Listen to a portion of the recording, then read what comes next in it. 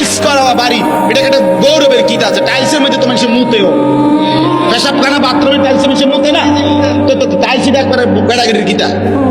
Tiles কি স্বর্ণ দিয়ে নেই বানাইছে, তো মাটি দিয়ে বানাইছে আর কি। টাইলস কি দিয়ে বানায়? মাটি দিয়ে বানায়। এটার মধ্যে বড়াই করার কি আছে? আমার একটা টাইলস আমার একবার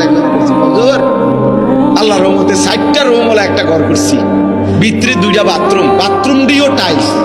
আমি বলে আল্লাহ একবার চাচা আপনার কপাল, চাচা আল্লাহ দিছে আপনার, আপনার বাপ দাদা 14 গোষ্ঠী আগে মাটিতে পেশাব করতো, এখন আল্লাহর রহমতে আপনি আপনার জীবত নাতি নাতি টাইলসের মতেন।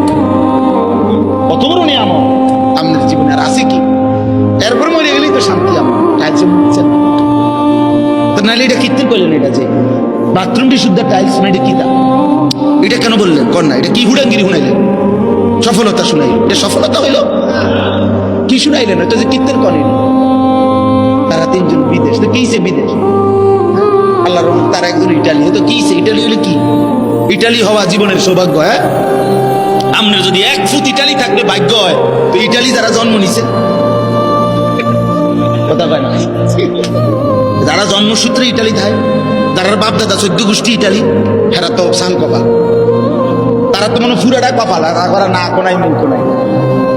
তারা কি কপালের, আল্লাহ কি ভাগ্যটা তারা, তারা তো ইটালি জন্মই নিছে। অথচ তারা তো বেঈমান। বেঈমান না? তারা খ্রিস্টান না? তারা কাফের না? তো ইটালি সৌভাগ্য হলো কেন? এক মোমেনের কাছে তো মদিনা সৌভাগ্য, এক মোমেনের কাছে কাবার কালো গিলাফ হবে সৌভাগ্য।